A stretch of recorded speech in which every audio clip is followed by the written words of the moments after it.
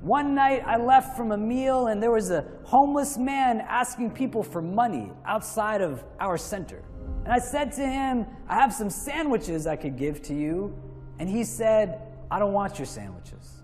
I walked away thinking that this guy doesn't want my food.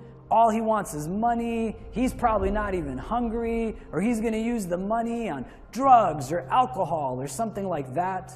And I caught myself in my thoughts. And I said, the only person who can answer why he doesn't want my food is he himself. And so I walked back to him and I was a little annoyed and I said to him, why don't you want my food, man? And he walked to his shopping cart and he took out a bag and he said, I already have food. And he said, if I was to take your food in addition to the food that I have, there's no way I would be able to eat all of it, and some of it would get thrown away.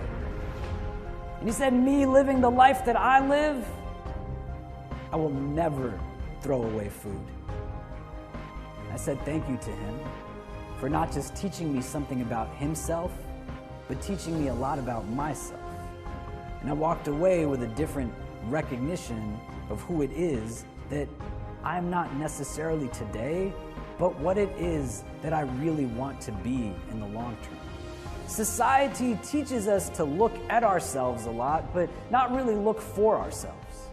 You just think about how much time you spent in front of a mirror, how much time you spent in terms of the care of your physical, your external, to fit into boxes that people place you in that you might not even know you're in, but you're trying to fit into somebody else's standard of who you're supposed to be.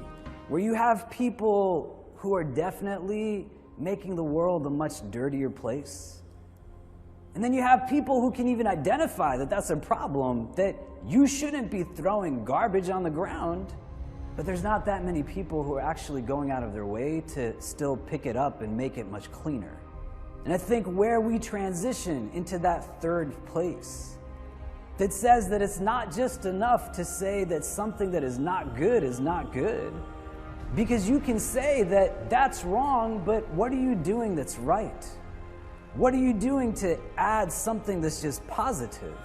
I think we get scared sometimes because we fit into this very formulaic pattern of what it means to be successful. Our sense of identity is tied to things that we possess and things that we own, and our sense of fulfillment is based off of things that come from outside of us rather than inside of us. Nobody's telling us that we need to be honest, we need to be compassionate, we need to be merciful, we need to be just, we need to be loving, we need to be generous. But they're telling us that our sense of worth is based off of what it is that we drive and how big of that thing it must be. So you'll learn how to be a doctor, you'll learn how to be a lawyer, you'll learn how to be an engineer, you'll learn how to be an artist, an activist, an academic.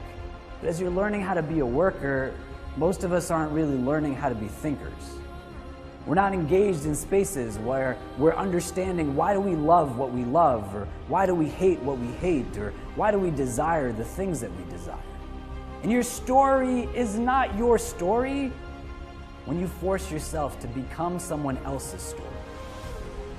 You are where you're coming from, and you are where it is that you're going to. The only person you need to compare yourself today to is the person you were yesterday. And if you want to have a competition with anybody, then make it between those two people. You'll find yourself in a space where the person you are today is no longer afraid to meet the person that you can become tomorrow.